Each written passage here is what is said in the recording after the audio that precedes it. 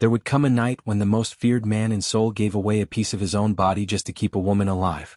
There would come a moment when she tried to set him free, took off her ring with shaking hands, because loving him meant she couldn't watch him lose anything else for her. And there would come a day when a 4-year-old boy looked his own father in the eye and said the only thing that mattered. He came. That's where this story is going. But first, you need to understand how a man who gave up everything for 2 people, still almost lost them anyway. 3 months. That's how long it had been. 3 months since Kwon Jae-rak stood at a gate and told the only 2 people who ever touched him without being paid to, goodbye. He thought that was love. He was wrong. Mommy? Neria didn't look up from the sink. Yes, baby? Cairo was sitting at the kitchen table. Small plastic turtle in his hand. Turning it over and over. You said sick people shouldn't be alone. Neria smiled. Faint. Tired around the edges in a way she thought she'd hidden better than this. I did. Cairo thought about that. Really thought about it, the way 4-year-olds do with their whole face. Then why did we leave Mr. Tower alone? The water kept running. Neria's hand stopped moving under it. He was lonely before us, Cairo said. Quiet. Not accusing. Just true. Now he's lonely again. Neria didn't answer. She couldn't. Because there wasn't an answer that didn't make her cry in front of her son, and she had promised herself a long time ago, back in a kitchen in Georgia, holding a phone that wasn't hers to hold anymore, that she would not let her son watch her fall apart over a man again. So she turned the water off. And said nothing. Cairo went back to his turtle. Didn't push. He never pushed, he just planted the question and let it sit there the way he always did, patient in a way that had nothing to do with age. Neria dried her hands on the towel by the sink. Looked out the window at a small backyard that was theirs now, paid for by a man who couldn't stay in it. 3 months of silence. 3 months of a house that was warm and safe and, if she was honest with herself, which she tried to be even when it cost her, quietly, persistently lonely. She hadn't called him. Not once. Some nights she told herself it was pride. Other nights, closer to the truth, she was afraid that if she heard his voice she wouldn't be able to keep pretending she was fine with how this ended. Welcome to Afro-Korean Love Empire.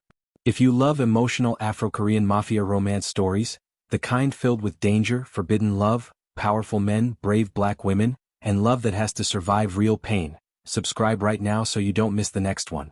This is part 2. Here's what this story already cost everybody. It cost Jae-rak his empire. It cost Han Min-suk his life. The exposure that ended his career didn't end quietly. Records and testimony brought him down, but the men he'd betrayed to build that plan didn't wait for a courtroom to settle things.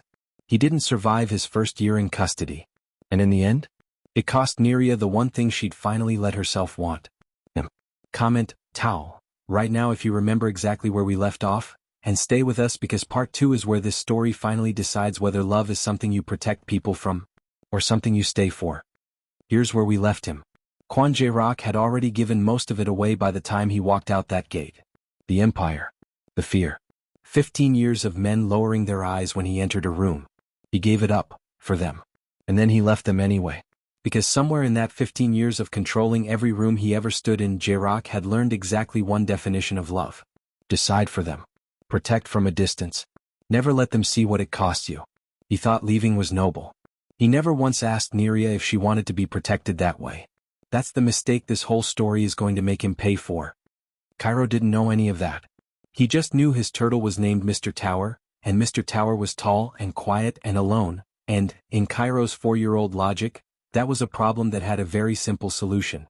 He waited until his mother left for the market. Then he got out the paper. The good paper.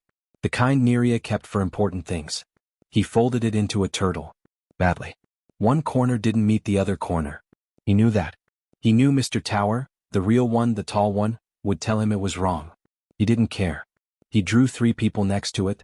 Himself. His mommy. And a man drawn so tall his head went off the edge of the page and had to keep going on a second sheet, taped on with too much tape. Underneath, in the crooked, determined handwriting of someone still learning his letters, he wrote, "Towers shouldn't live alone." He folded it into an envelope. And he asked Diyun, who still stopped by sometimes, quiet, careful, like a man checking on something he wasn't supposed to still care about, to give it to Mr. Tower. Diyun didn't ask questions. He just took it. Jae-rak's new house didn't have marble floors that echoed footsteps like an accusation. It didn't have guards. It didn't have 30 rooms nobody used and a staff too afraid to speak above a whisper. It had silence. Real silence. The kind he told himself for 15 years he was building toward. He got it. And it turned out silence and peace are not. They were never the same thing. Dion found him in the study. No meetings. No lieutenants. Just a man and a glass he wasn't drinking from. This came for you, Dion said, and held out the envelope. Jae-rock opened it. The turtle first. Uneven. One wing of paper sticking up where it shouldn't. Then the drawing. Then the words. Towers shouldn't live alone. His composure didn't break.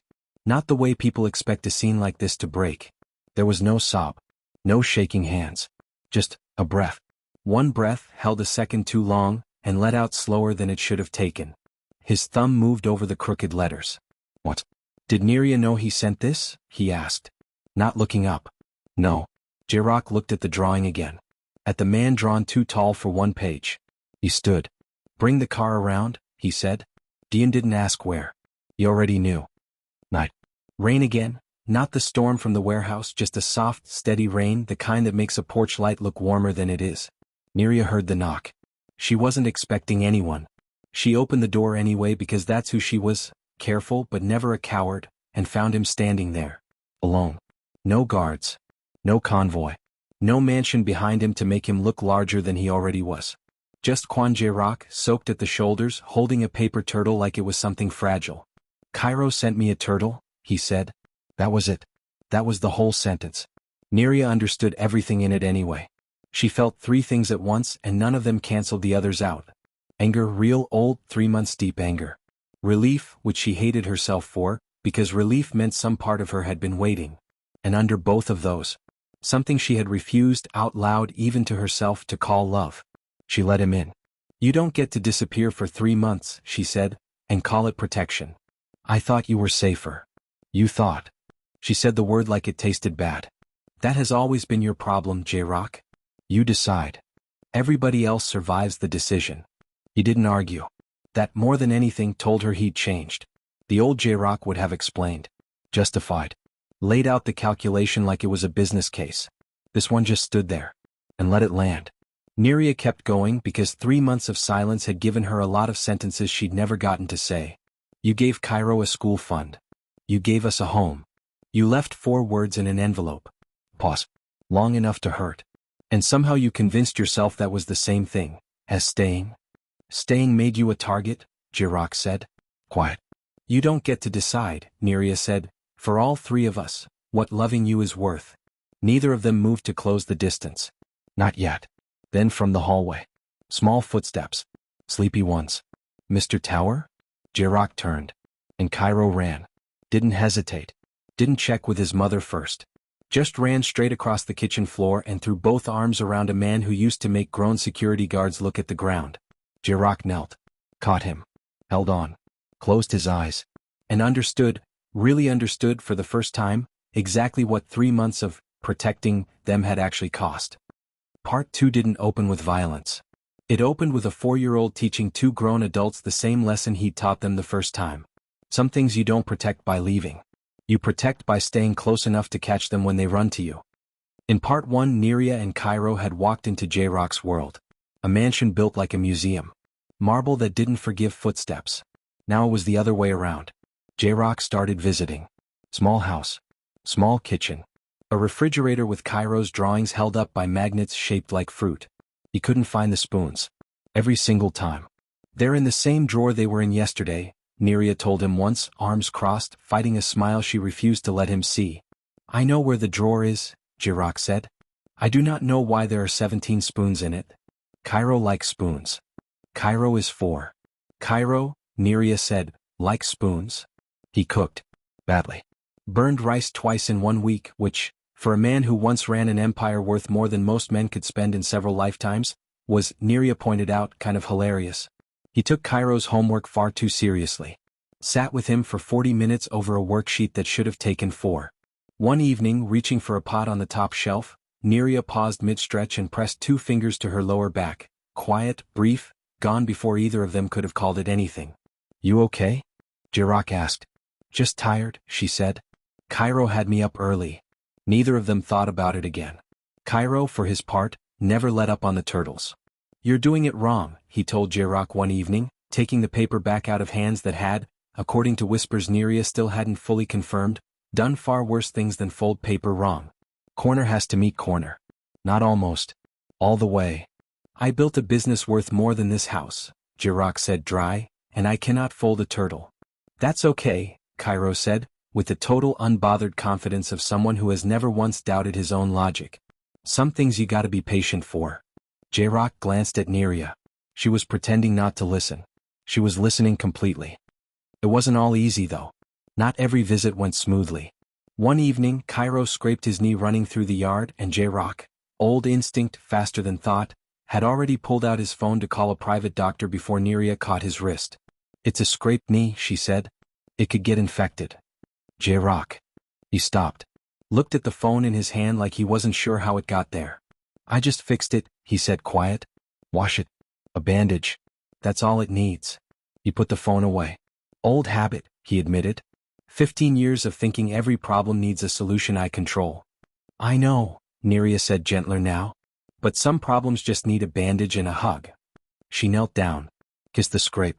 Cairo, already bored of the drama, was back up and running before either adult finished talking. Jae-rock watched him go. "I have a lot to unlearn," he said. "You're unlearning it," Neria said. "That's different from not knowing." There was one important rule though. Neria said it early and she meant it. "I hate unexpected visitors," she told him. Just that. No explanation needed and none given. After that, he never showed up without asking. Not once. He'd text, "Is it a good night?"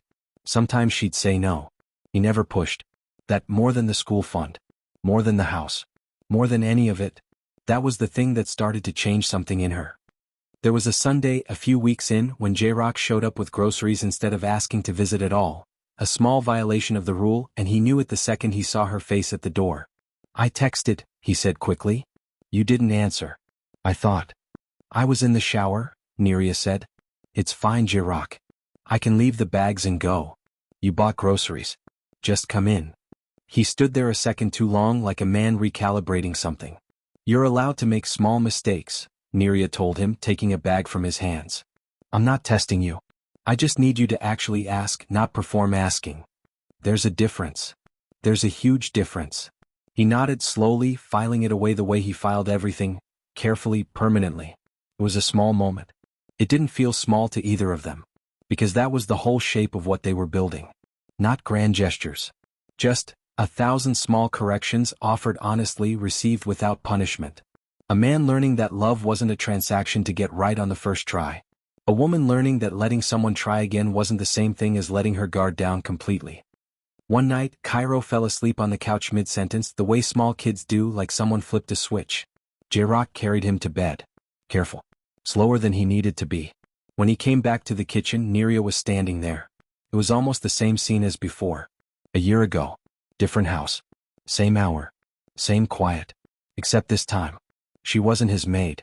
He wasn't her employer. There was no mansion holding either of them hostage to a role neither of them chose.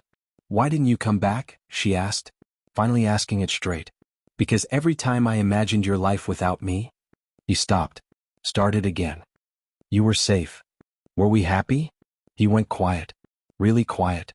"I never let myself imagine that part," he admitted. Something in Neria's chest, some wall she'd been holding up out of pure stubbornness, cracked. Not broke. Cracked. They didn't kiss that night. Not yet. But something changed in the air between them.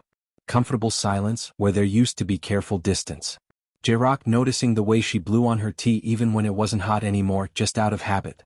Neria noticing the way his shoulders, always so controlled, so still, actually dropped, actually relaxed the second Cairo entered a room. It built. Slowly. The way real things build. And then one evening, no plan, no speech, nothing rehearsed, Jae-rock stepped close. And stopped. Left her the room to walk away. She didn't. She closed the distance herself. She chose him. That mattered. More than the kiss itself. Somewhere over the Pacific at almost that exact hour, a plane began its descent into Incheon. A man sat in seat 14C holding an old photograph. Neria. Younger. And a boy who couldn't have been older than one. He hadn't seen either of their faces in 3 years. He was about to see both of them again. His name was Mike Dean. Handsome, In the deliberate, well-put-together way of a man who had learned appearances mattered more than substance a little too late to fix the second half of that equation. A driver was waiting for him at arrivals. Didn't say who sent the car. Just held a sign with his name and drove in silence. Inside the vehicle, a folder waited on the seat. Mike opened it. Photographs. Neria, older now but unmistakably her. Cairo, no longer a baby. A whole little boy laughing in a photo taken through a school fence. And a man Mike didn't recognize. Tall. Korean. Standing beside the boy in a garden. Financial documents. A school fund. A property deed. All tied, quietly, deliberately, to the same unfamiliar name. Kwon Jae-rock. A voice from the front seat, calm, unbothered. The man who took your wife also bought your son's future. She isn't my wife anymore, Mike said. Then why are you here? Mike didn't answer. Because he didn't fully know. Part of him told himself this was about Cairo. About being a father again. Making up for lost time. Part of him, the part he didn't look at too closely, knew it was about something else entirely. Jealousy. Shame. And a debt collector who had made it very clear that all of it, every last cent, could disappear. If he just got on a plane. Neria saw him first. At the school gate. Ordinary Tuesday. Cairo's backpack half-zipped, one shoe untied like always. Her body reacted before her mind caught up. Not fear exactly. Memory. For one full second she was 28 again. Invisible in her own kitchen. Furniture with a pulse. Hello Neria, Mike said. Then he saw Cairo. Knelt. Cairo. Cairo looked up at his mother. Confused. Careful, the way kids are careful with strangers who somehow know their name. Mommy? Who is he? That landed on Mike like a slap he didn't see coming. Neria took a breath. Your father, she said. That night she told Jae-rock. His face didn't change right away. He went still. The kind of still she remembered from part 1, the kind that used to scare her before she learned it wasn't rage. It was control. Turned inward. Did he touch either of you? He asked. No. He sat down. Slowly. Then quiet. Tell me what you want me to do. Neria looked at him for a long moment. Nothing, she said. That surprised him. But he accepted it. He did nothing. Dion did what he always did. He looked closer. He found the flight. The hotel. A lawyer's office visited twice in 1 week. All of it, quietly, paid for through a shell company that didn't have Mike Dean's name anywhere on it. Whoever brought him to Seoul. Wanted to stay hidden. Cairo asked about him that night. Not right away. He waited until bath time, the way he always saved his hardest questions for the moments Neria couldn't fully turn and look at him. Mommy. Yeah, baby. Is he mine? Neria's hands went still over the washcloth. What do you mean? Like, is he mine the way Mr. Tower is mine? She didn't answer right away. Because the honest answer was complicated and Cairo was 4, and 4-year-olds deserve simple things even when the adults around them can't give them simple things. He's your dad, she finally said. That's different from Mr. Tower. Different how? Mr. Tower chose to stay. Cairo thought about that for a long moment, the water going cold around his knees. So he didn't? Neria didn't lie to her son. She never had. No baby, she said. Not yet. Mike called the next morning. Asked to see Cairo. Just an hour, he said. A park. Nothing more. Neria thought about her mother's old saying, kindness costs nothing, and decided this once that kindness meant being careful, not being open. 1 hour, she said. In public. And I'm nearby the whole time. Mike agreed so fast it should have told her something. It did. She just wasn't ready to listen to it yet. The visit went fine. That was the strange part, it went fine. Mike pushed Cairo on a swing, laughed at his turtle jokes, asked real questions. Cairo answered all of them, simply, honestly, the way he answered everything. From a bench 30 feet away, Neria watched a man she used to be married to learn her son for the first time, and did math she couldn't stop doing. 3 years he could have called. Could have shown up on his own. No flight booked by a stranger, no hotel paid for by a name that wasn't his. He hadn't. Now here he was, right when Jae-rock's name started appearing on deeds and school funds. That timing wasn't nothing. She just didn't have proof yet. 3 years is a long time to lose a life in slow motion. Mike hadn't set out to fail, nobody ever does. A bad investment, a missed payment, a friend who never paid him back, and then it wasn't small anymore. Somewhere along the way he'd started telling himself a story that made it easier to carry.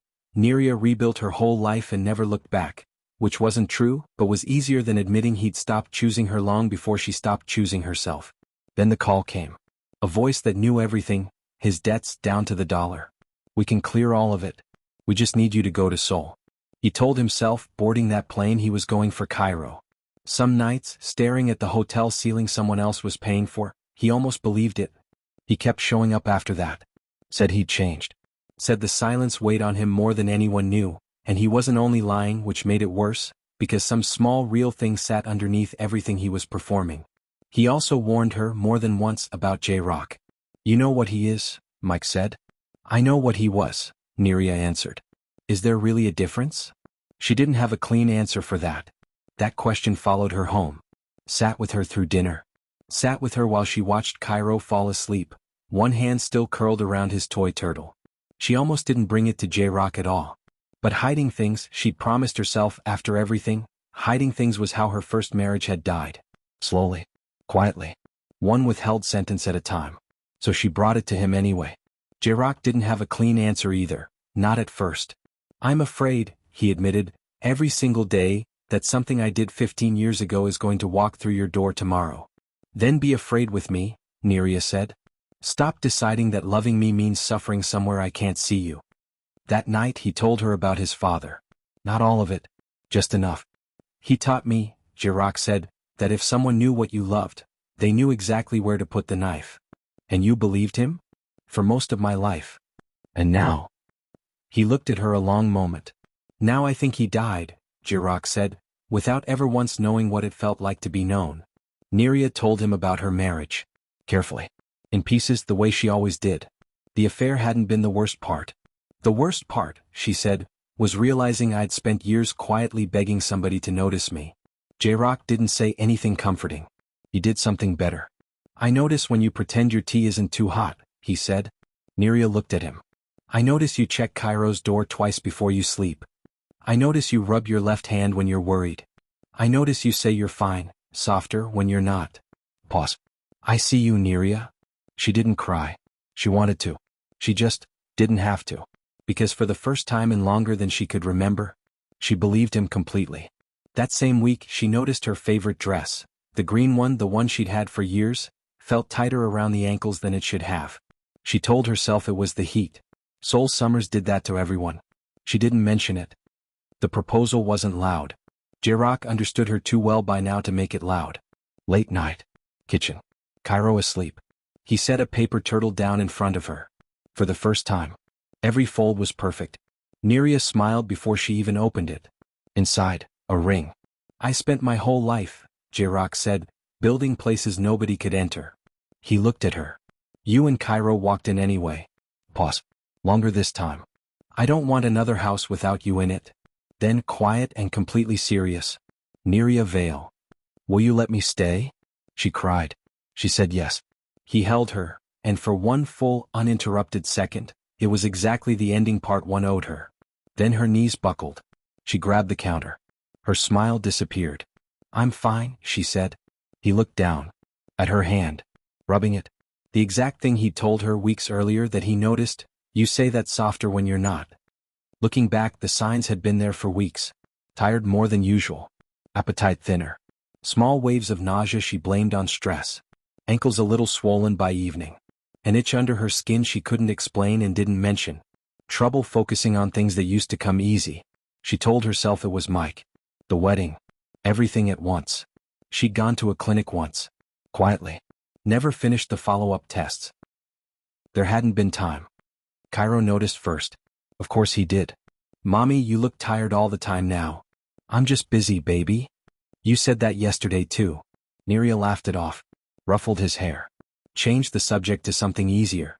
But that night, alone in the bathroom, she looked at her own reflection a long time. At the shadows under her eyes that makeup wasn't quite covering anymore. At the way her rings had started to feel tighter on swollen fingers. She told herself, after the wedding. After everything settles. She'd get it checked after everything settles. She didn't know yet that her body wasn't going to wait for a good time. J-Rock noticed too in his own way, the way he noticed everything. You've been rubbing your hand again, he said one evening, watching her across the kitchen. It's nothing. You said that about the fatigue 3 weeks ago. J-Rock. I'm not accusing you of anything, he said gentler now. I'm asking you to let someone look. I will, she said. After. He let it go. He shouldn't have. He would spend a long time afterward wishing he'd pushed harder. One more question, one more push toward a doctor's office, and he would have to learn slowly that some things aren't preventable just because you love someone enough to want to prevent them. There hadn't been time. Now there was no more room to hide from it. At the small engagement dinner 3 nights later, in the middle of a toast, Dian's toast, something warm about towers and turtles that made the whole table laugh, Neria's glass slipped from her hand. It didn't shatter loud. Just a small, wet sound against the tablecloth. Then she went down. J-Rock caught her before she hit the floor. Down on one knee in his good suit, her weight suddenly terrifyingly light in his arms. Neria. Nothing. Neria. Cairo, 3 seats away, went very still. The kind of still 4-year-olds only go when their bodies understand something their minds haven't caught up to yet. Call the car, J-Rock said. Not loud. Just absolute. Nobody argued. The hospital lights were too bright. They always are. The test took hours. The diagnosis was specific, not vague, not soft.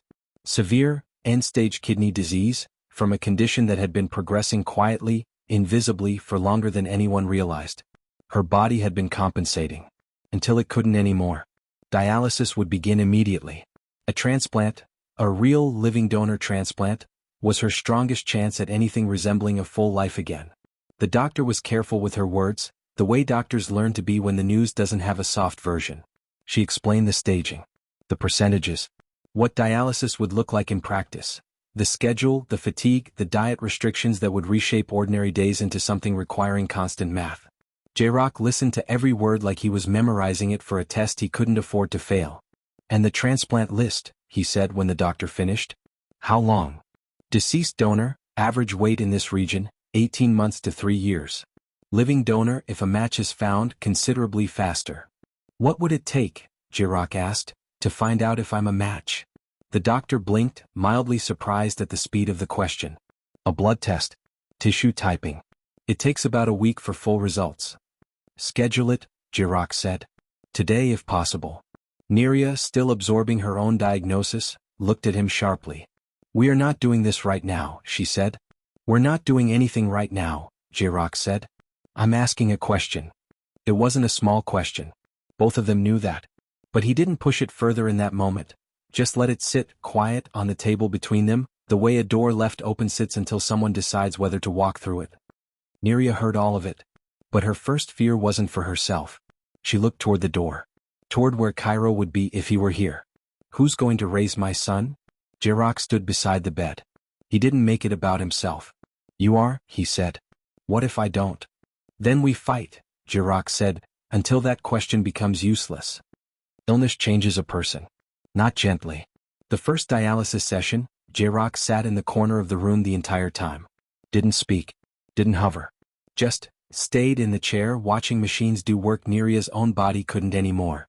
You don't have to sit through all of it, she told him, tubes running from her arm, voice thin with exhaustion. I know. It's 4 hours. I know that too. He didn't move. 4 hours later, when it was over, he drove her home in silence. Carried her bag in without being asked. Didn't say a single word about how brave she was or how strong, or any of the things people say when they don't know what else to say. He just made tea. Too hot, the way he always made it because some habits he never quite fixed. She drank it anyway. Dialysis left Neria exhausted in ways sleep couldn't fix. Her body felt borrowed, unfamiliar. Some days she couldn't cook. Some days walking to the bathroom took everything she had. She, who had spent her entire life measuring her worth by how much she could carry, now needed to be carried. And the oldest wound she owned came back wearing a new face. He'll stay out of guilt. Not love. Guilt. One night she took the ring off. Held it out to him. You already gave up your whole life once, she said. Because of us. I won't watch you give up whatever's left. Her voice cracked. Sitting beside a hospital bed.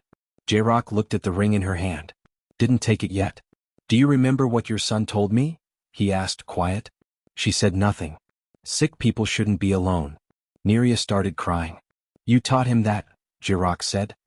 Don't ask me to become the one man who ignores it. When it's you. He didn't force the ring back onto her hand. He set it on the table beside the bed. You can say no to marrying me. You cannot decide I'm leaving? Because you're sick. That decision belongs to me. Pause. The longest one in the whole story so far. And I'm staying. Neria didn't say anything back. She didn't have to. She just reached over, picked the ring back up off the table and slid it onto her own finger this time. If that just got you, you're not alone. Drop a heart emoji below if you believe he means it, and stay with us because this story is about to test that promise harder than either of them is ready for. Not everyone saw an opportunity to love in Neria's illness. Mike saw an opportunity, period. With money and legal support flowing from a source he still couldn't fully explain, he filed for custody action. Argued Neria was medically unstable. Argued Cairo was being raised near a former criminal. Neria found out from her own lawyer. Not from Mike. She sat with the papers in her lap for a long time before she could make herself read past the first page. He's using this, she said quietly when J-Rock found her. He's actually using this. I'll handle it. No. Sharper than she meant it. No, not the way you used to handle things. J-Rock stopped. I'm not that man anymore, he said.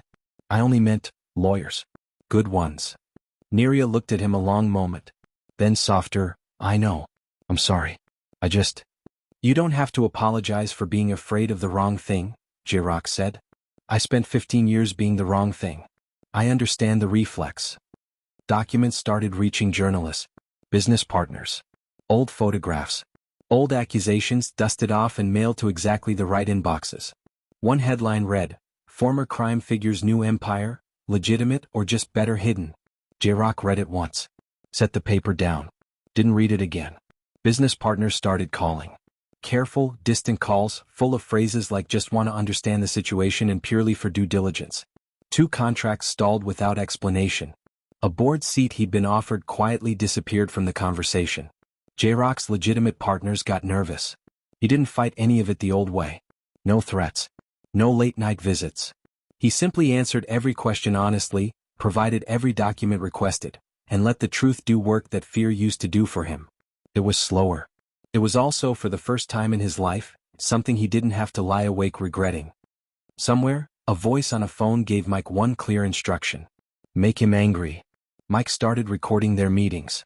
He confronted J-Rock outside the hospital. Said things designed to cut. About Neria.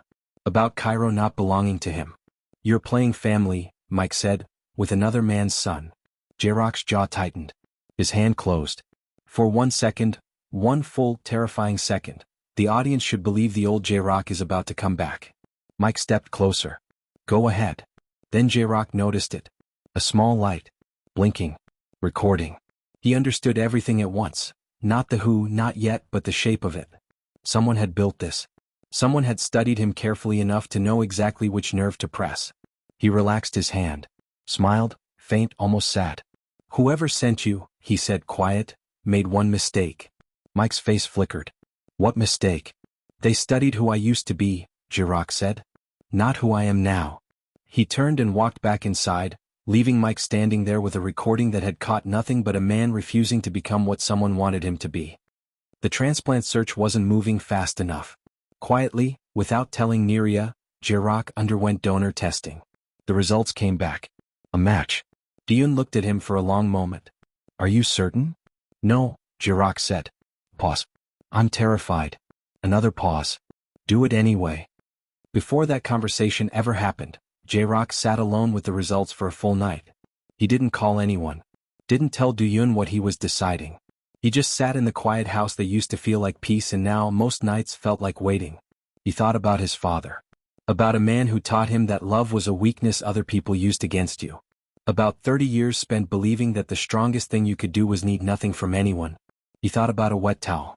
About 6 unsteady steps across cold concrete. About a boy who never once asked what kind of man he was helping before he decided to help him anyway. By morning, J-Rock had made a decision his father would have called reckless. He believed for the first time in his life that it might actually be the strongest thing he'd ever done. Neria found out. She refused. Art. You gave up an empire, she said. You gave Cairo a future. You gave us a home. Now you want to give me part of your body? The empire was killing me, J-Rock said. This is different. How? Because this is me, choosing a life with you. She reminded him about the risks, the recovery, everything that could go wrong. So could you, he said. You don't owe me this. I know. Pause. That is why it is love. Cairo wandered in part way through. He didn't understand the medical part. He understood the important part. Will it hurt? He asked. J-Rock knelt to his level. Yes. Then why are you doing it? J-Rock looked past him. At Neria. Because your mommy taught me, he said, sick people shouldn't be alone. Nobody in the room said anything else. Cairo went back to his turtles, satisfied, like he'd settled something that never needed explaining in the first place. If that line just got you, stay right here. Because in a few minutes, two people who love each other more than anything are about to walk into two separate operating rooms, and neither one of them will be able to protect the boy they left behind. Comment, I'm not ready, if you already know what's coming, and don't go anywhere.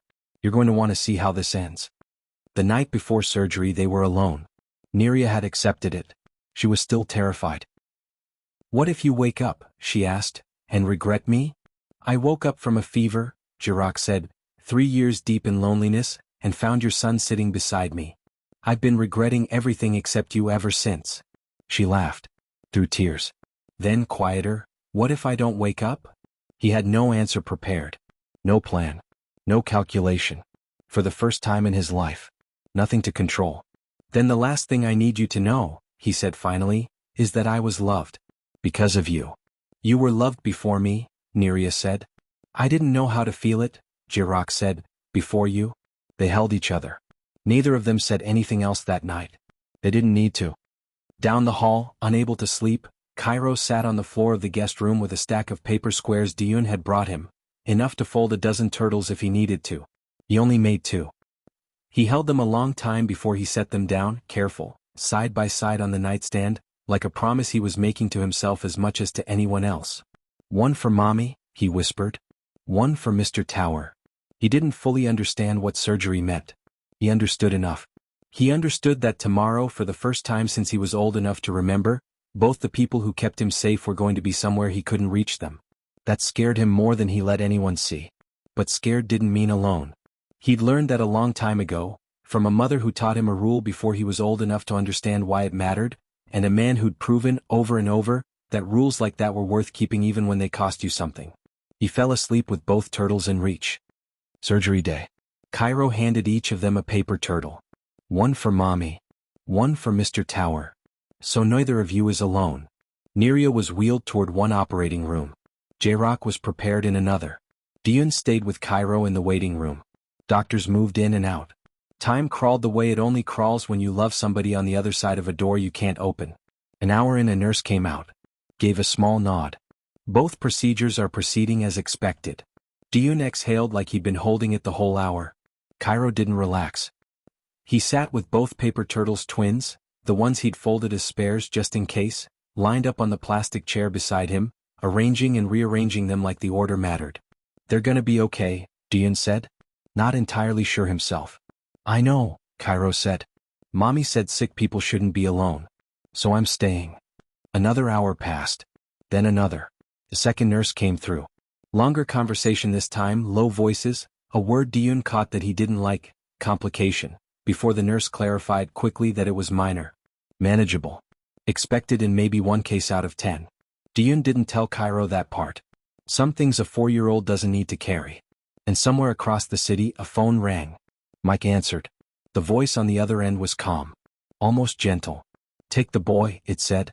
Now. Mike arrived at the hospital. Found Cairo near the waiting room. We're leaving, he said. Cairo looked up at him. Confused, not scared. I'm your dad, Mike said, like that alone might be enough. I know, Cairo said. That surprised him. Where were you? Cairo asked. Mike struggled.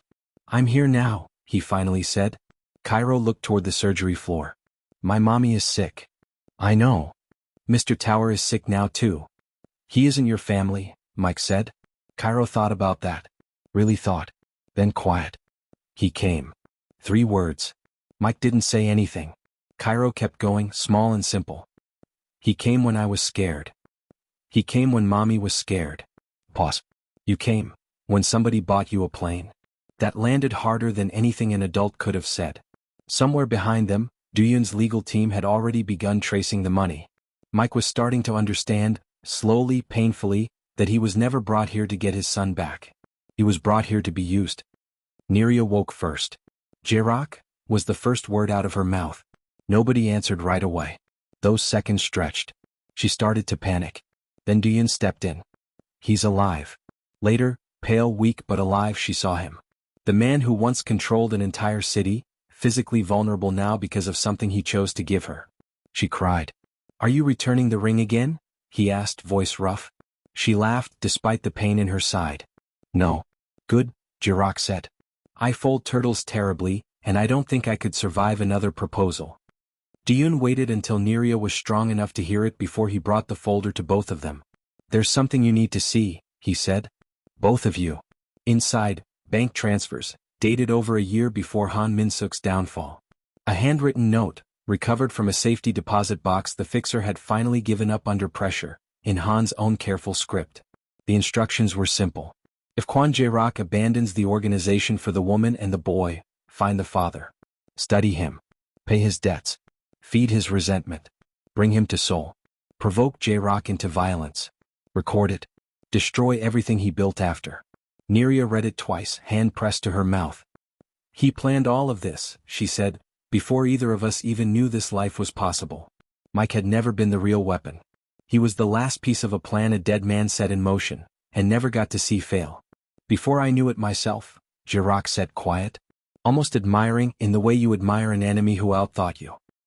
He bet everything on the idea that love would turn me back into the man this city used to fear. He's been dead over a year, Deon said, and he almost took Cairo anyway. Almost, Jae-rak said. He folded the note back along its original crease. Set it down. His hand wasn't shaking, not with rage, not with fear. Just still. Almost isn't a word my father would have accepted, he said. But I'm not my father anymore either. Neria reached for his hand. No, she said. You're not. The rest fell apart quickly once it started. The outside fixer, exposed. Financial records. Communications. Han Min-suk's own written instructions, years old, finally surfacing in full. The custody case collapsed. Mike's arrangement, his debts, the flights, the hotel, all of it laid bare. Neria faced him one last time. He bought you a house, Mike said. Yes. He paid for Cairo's school. Yes. He gave you his kidney. Neria went still. And somehow, she said, you still think money is why I love him. Mike said nothing. Jae-rak saw me, Neria said, when I was cleaning his floors. He saw me when I had nothing he needed. You stopped seeing me while I was still your wife. That's the difference. She wasn't cruel about it. She told him, plainly, that if he ever wanted to actually know his son, and could show up consistently without payment or manipulation or entitlement, that conversation might exist one day. But not like this. Not because someone paid him to feel like a father. Mike stood there a long moment. Something in his face, not defiance anymore. Just tired. I really did miss him, he said. Quiet. Somewhere under all the rest of it. That part was real. I believe you, Neria said. And she meant it. That's what makes this sad instead of just simple. He didn't argue. He nodded once, turned and walked away. No dramatic exit, no last word. Just a man finally out of angles to play. Deon's team confirmed days later that Mike had returned to the States. No custody filing. No further contact, not yet at least. Cairo asked about him exactly once, weeks after. Is my dad okay? I don't know, baby, Neria said honestly. I hope so. Do you think he'll come back? The right way. Neria brushed a hand over his hair. I don't know that either, she said. But if he does, really does, we'll figure it out together. All of us. Cairo seemed satisfied with that. Went back to his turtles. Some doors, Neria had learned, you don't have to slam shut forever. You just don't have to hold them open either. Recovery wasn't magic. Some days were hard. Jae-rak got tired easily. Neria teased him for it. Mr. Tower needs to sit down. Do not start. Cairo laughed every single time. There were harder days too. Days Neria's incision ached in ways that made her snap at both of them over nothing, and then apologize, exhausted, guilty for the snapping. Days Jae-rak's own recovery caught up with him mid-sentence and he'd have to sit down without finishing what he was saying. They learned to forgive those days quickly. Faster than either of them had ever forgiven anything before. They walked hospital corridors slowly at first, laps around the same ugly linoleum floor, holding onto handrails, stopping every few yards to catch their breath. Neither of them complained about how slow it was. Some days it felt like nothing was changing at all. Then one week, Neria walked the whole loop without stopping once, and J-Rock, trailing a step behind, still catching his own breath, laughed for what felt like the first time in a month. "You're supposed to be the sick one," he said. "Was," Neria corrected. "I was the sick one." "Was," he agreed and reached for her hand. Neria's new kidney began functioning well. Slowly her color came back. Her strength came back. One morning, quiet, no announcement, she slid the ring back onto her finger. J-Rock noticed. Didn't say a word. Just took her hand. And kissed it. The wedding was small. A garden. No Mafia spectacle, no 30-room mansion pretending to be a home. The night before, Cairo practiced walking down the aisle 4 separate times, pillow held out in front of him with 2 plastic rings from a cereal box because he refused to practice with the real ones. "You're gonna drop them," Neria warned, laughing. "I'm not gonna drop them." He dropped them twice. By the 4th try he'd figured it out, slow, careful steps, both hands cupped underneath the pillow like he was carrying something alive. J-Rock watched from the doorway, arms crossed, something unguarded on his face that Neria had only started seeing in the last few months. "He takes it seriously," J-Rock said. "He takes everything seriously," Neria said. "That's how he ended up saving your life with a hand towel." Cairo carried the rings, carefully like they were made of glass. Dion was there. So was the older pantry maid from the mansion, standing near the back, smiling like she'd known this would happen all along. J-Rock's vows came first. "I once thought protecting you meant leaving," he said. "You taught me that love without presence can still feel like abandonment. So I won't promise you a life without fear. I'll promise that when fear comes, you won't face it without me." Neria went next. "You spent your whole life being a tower," she said. "Tall, quiet, alone." She looked at Cairo. Then a 4-year-old decided towers could learn to be soft. Soft laughter through the small crowd. He was right. Dion, near the front, wiped at his eyes with the back of his hand and pretended it was the wind. The pantry maid didn't bother pretending at all. Cairo, standing between them with the ring pillow finally empty, looked up at both of the adults he loved most in the world and grinned like he'd personally arranged the entire day. In a way he had. They married. Life after that had a different rhythm. J-Rock stayed in legitimate business. Still intimidating out in the world. At home though, Cairo ran everything. Cairo started talking about wanting a sibling. Constantly. Relentlessly. One morning Neria found out she was pregnant. Her first feeling wasn't only joy. It was fear. Her body. Her history. The transplant. J-Rock was terrified too, and this time he didn't hide it. They saw specialists. Monitored everything closely. It wasn't easy, nothing about it was easy, but they walked through it together, appointment by appointment. J-Rock took notes. Excessive ones. "You don't have to write down every word," Neria told him once. "I nearly lost you once," he said. Simple. Final. Then to the doctor, "You can speak slower." Neria laughed. They told Cairo. His first question, "Can it be a girl?" "We don't get to choose," Neria said. Cairo turned to J-Rock. "You used to be a boss. Can you choose?" J-Rock, completely serious, "Apparently not." 9 months later, the labor took 14 hours. J-Rock stayed the entire time. Held her hand through parts of it he had no idea how to help with, said things that probably didn't help at all, and stayed anyway, because staying by now was the only instruction he trusted himself to follow. Somewhere around hour 11, exhausted, sweat-soaked, gripping his hand hard enough to leave marks, Neria managed to laugh. "You're taking notes again," she accused. "I can feel you doing math in your head." "I'm not." "You are." "I might be." She laughed again, weaker this time, and squeezed his hand through the next wave. Hospital.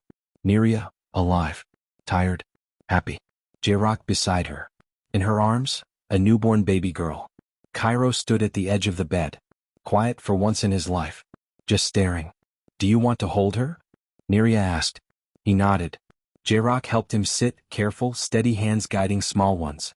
The baby was placed into his arms. Cairo looked down at her. "Is she lonely?" he asked. Neria's eyes filled. "No, baby."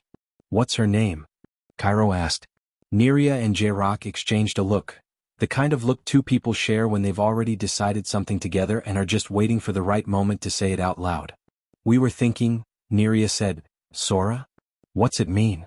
Sky, Jirok said. Open. What? Nothing, closing it in. Cairo considered this with the full seriousness he gave everything. That's a good name, he decided. Towers can see a lot of sky. He looked back down at his sister. Adjusted his arms, careful, the way Jirok had shown him. Hi Sora, he whispered. I'm your brother. I already made you a turtle. It's not folded right yet, but I'm gonna get better. Neria pressed a hand to her mouth. Jirok said nothing at all, just rested a hand light on both of his children at once, like he was making sure one more time that this was real. Cairo looked at his mother. Then at Jirok. Then back down at his sister. Good. Pause. Because sick people shouldn't be alone. He thought about it a second longer. Then corrected himself. Actually, nobody should. Nobody cared whether Kwan Jirok lived or died. Not the doctors. Not the guards. Not the men waiting to inherit whatever was left of him. Then one 4-year-old boy climbed onto a chair. A wet towel. A borrowed rule from his mother. Sick people shouldn't be alone. Jirok spent years believing that boy saved his life that one night. He was wrong. Cairo saved him more than once. The fever the first time. Neria saved him from believing fear was the same thing as strength. And loving both of them saved him again. When Han Min-suk's last, patient trap tried to turn him back into exactly the man everyone expected him to be. But the greatest battle of Kwan Jirok's life didn't happen in a warehouse. It didn't happen over an empire.